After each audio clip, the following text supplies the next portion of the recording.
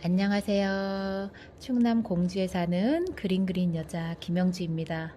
오늘은 11월 22일, 지금은 밤 9시예요. 오늘 하루 잘 보내셨나요? 오늘 좀 무척 추웠던 것 같아요. 이제 겨울이 다가오죠?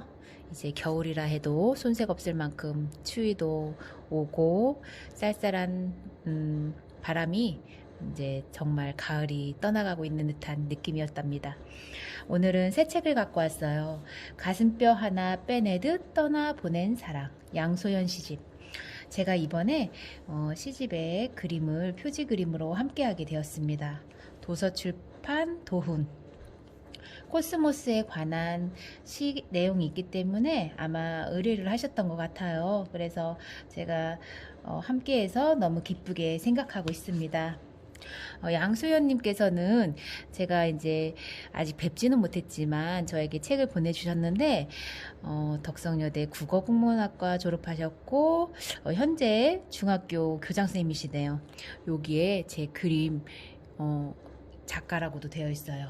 김영주 화가님께 덕분에 제 시집이 예쁜 옷을 입었습니다. 진심으로 감사합니다. 앞날의 무궁무진한 발전과 행복이 있기를 기원합니다. 양소연 드림. 너무 영광이었죠. 이 도장 보세요. 도장도 너무 예뻐요. 이렇게 실제로 우리는 만나지 않아도 따스함과 따스함이 전해지는 일들이 많이 있답니다. 이렇게 유튜브를 통해서 아니면 SNS를 통해서 핸드폰으로 소통하면서도 가슴이 전해지고 울림이 있을 때가 많아요. 그래서 서로서로 따스함으로 좋은 일을 함께하는 것은, 뜻깊은 일을 함께한다는 건 참 좋은 것 같습니다. 가슴뼈 하나 빼내듯 떠나보낸 사랑. 시인의 말. 말문이 열렸다. 가슴앓이가 줄었다. 곰 삭힌 것들과 휘돌아 구부러진 것들에 대한. 차례가 되어 있고요. 3부까지 되어 있습니다. 지금 책을 어제 받고 처음 펼쳐보고 있어요. 1부. 걸어온 길이 가지 못한 무수한 길들을 되짚어 피는 봄처럼, 그리하여 꿈인가요?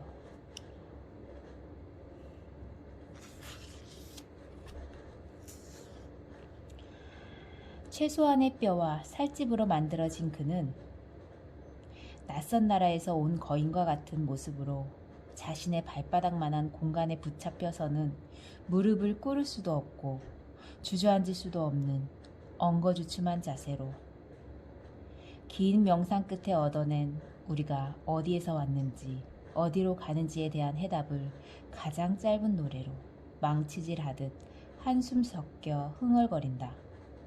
숙명처럼 부르고 또 부르는 그의 노래가 늦여름 미술관 뜨락을 가을보다 먼저 가을로 데려가고 있었다. 싱잉맨이네요. 싱잉맨.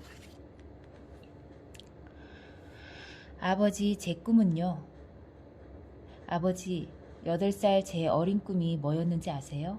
강화 국민학교 앞 구멍가게 집딸이 되는 거였어요. 낮은 슬레이트 지붕의 가게에는 눈알 사탕이랑 별사탕이 등병, 소라과자, 설탕을 녹여 만든 과자는 토끼, 새, 꽃 모양을 만들며 달콤했어요. 연탄불에 구워 팔던 5원짜리 오징어 다리. 순이가 사준 오징어 다리 하나를 조물조물 씹으면서 언덕을 내려왔죠.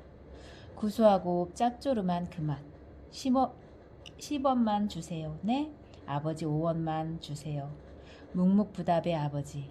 팍팍한 삶이었지만 당신은 딸에게 꿈이 뭐냐고 묻기를 좋아하셨습니다. 12살 때 서울 큰아버지 집에 공부 열심히 하라고 저를 떼어놓고 가셨지요.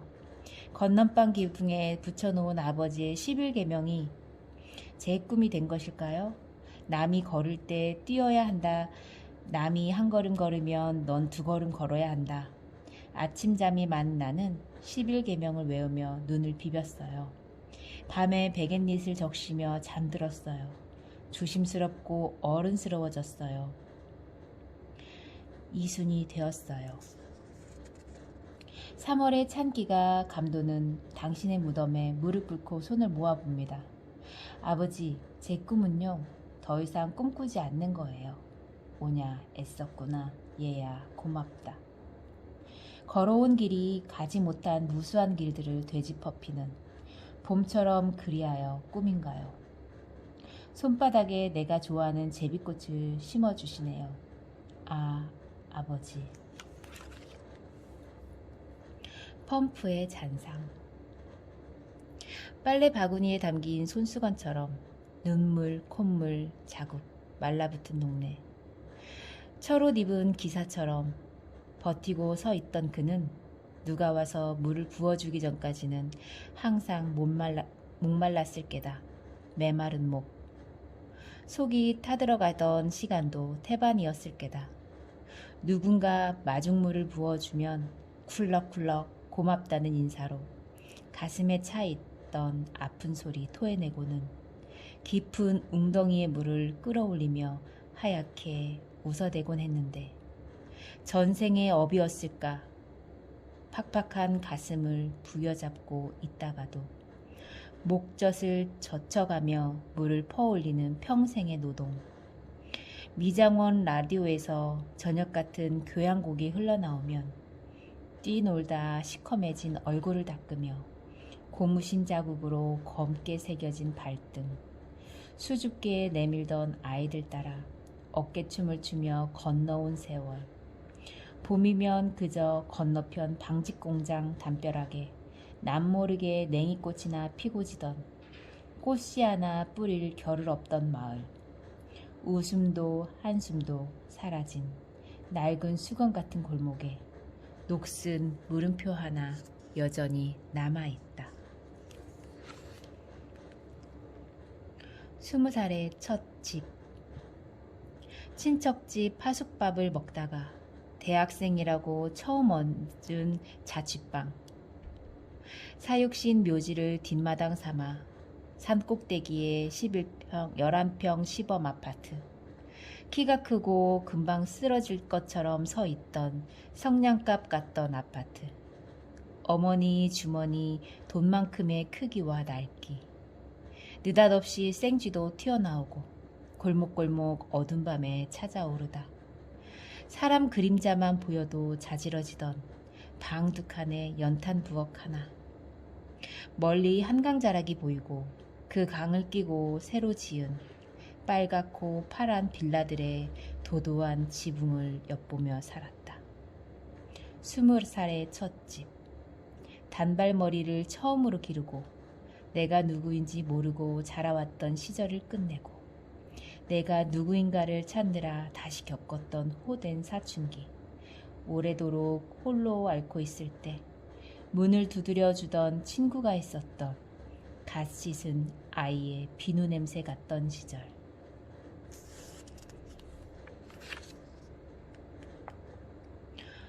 부표가 거기 있었다. 거기서도 꿈을 꾼 기억은 없다. 사랑을 찾고 헤어지고 상사병에 시달리느라 꿈꿀 겨를도 없던 사랑으로 아플 수 있었던 유일한 시절. 그쯤에서 사랑해보길 잘했다. 이제는 못해볼 사랑. 사랑에 빠져 모두를 놓쳐버리고 허우적 거렸어도 아무것도 따져보지 않고 마음 가는 대로 마음이 시키는 대로 그런 사랑 해보길 잘했다. 이제 사랑도 계산 속이고 산다고 사는 게 뒷걸음질일 때 힘주어 가라앉혔던 풍선이 다시 부풀어 오르듯 그 언덕이 나타난다. 물속에 넣어도 다시 떠오르는 부표. 여름비 세차게 오던 날 빨간 반바지 입은 긴 머리 21살. 우산을 쓰고 내려왔다. 노량진 그 언덕을 지나왔다.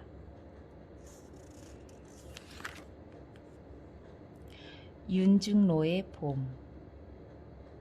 갇혔다. 차에 갇혔다. 차에서 태양은 가득히를 들으며 눈물에 갇힌 나이가 되었다. 강이 막고 길이 막고 꽃이 막고 있는 윤중로의 봄에 갇혔다. 독하다. 독하게 살아보자라는 말을 넣어서 시 한 줄 만들어 보려다가 독하다가 시에서 어찌 쓰였을까 싶어 시어 사전을 들고 출근한다. 퇴근 시간이 되어서야 간신히 열어본다. 독와사와 돈 사이, 독가스와 상품의 가치를 표시해주고 그 유통을 매개해주는 물건이라는 뜻 사이, 있어야 할 자리인데 없다. 시에는 독하다란 말이 필요 없나 보다.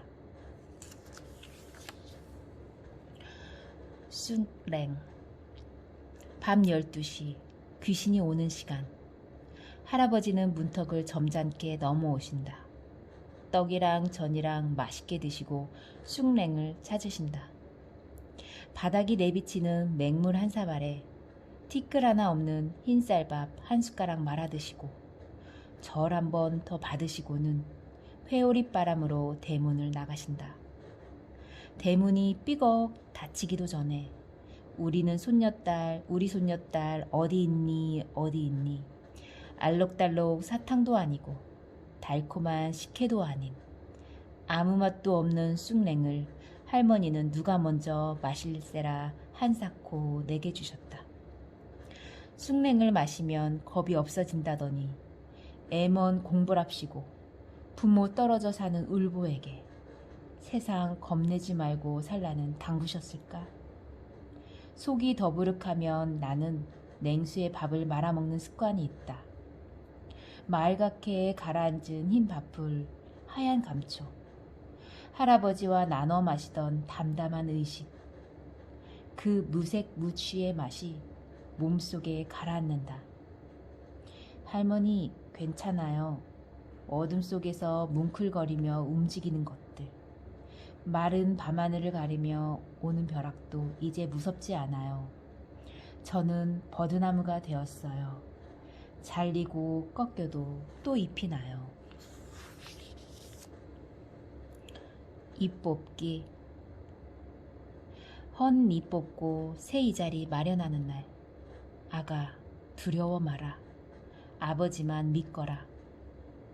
동네에서 더 큰 손이 없을 거라던 두꺼비 같은 손으로 작고 고물거리는 이빨에 무명시를 애써 얽으신다. 겁먹은 눈 깜빡깜빡 아버지 손만 바라보는데 오늘은 학교에서 무얼 배웠나? 무얼 하고 놀았나? 저기 봐라. 뭐가 날아다닌다. 깜빡 한눈 파는 사이 아버지 손이 딱 이마를 내리치신다. 아가 두려워 마라. 아픔도 슬픔도 세월 가면 헌 이자리 새 이빨 나듯 아물고 새로워지는 것이려니. 코스모스 옛길. 늦은 가을날 그대 곁을 지나는데 그대가 없다. 바람 부는 저녁이나 달빛 고운 밤 사무치게 걸었던 옛길. 갈대숲을 건너온 바람에 흔들리며 첫 마음의 바탕색으로 물들었던 꽃숲의 자취는 사라지고 이제는 무심한 시절 투명했던 기억들을 지워버리고 가슴뼈 하나 빼내듯 떠나보낸 사랑. 차가운 바람이 오랜 상처를 만지며 간다.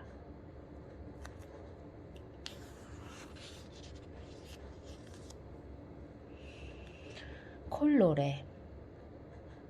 옷장을 연다. 무채색 일색이다. 더는 사지 말아야지 했던 검정색들 마음이 편해진다고 또 사들인 회색들. 무표정하고 근엄한 것들의 표정에 먼지가 앉아있다. 뒷걸음친 핑크와 블루의 추억이 있다. 옷장 문에 걸린 저 머플러 한 장이 무료하고 덤덤한 이야기를 꽃처럼 만들어줄까 반짝이고 하늘하늘한 것들이 어디 남아있을까? 검정색이거나 회색을 원했던 건 아니야. 고택에 우거진 개망초를 좋아하지. 샤갈의 영원의 정원에 핀 큰 빨간 부케도 좋아하지. 다시 콜로레를 선택할 수 있을까? 나는. 거침없는 선과 낯선 색들로 물들여 볼까? 퇴근길 보풀보풀 수쿠렁의 털로 얼굴을 간지려 볼까? 붉은 숫잔대를 주름진 목에 둘러볼까? 밥을 먹고 또 일을 하겠지. 걱정거리로 풀이 죽겠지. 근심 어린 얼굴로 저녁 뉴스를 듣겠지. 무채색 정장에 색 짙은 머플러를 두르고 고단한 이야기로 가득 찬 일간지 속. 오늘은 오색 채송화 같은 시를 한 편 써야겠어.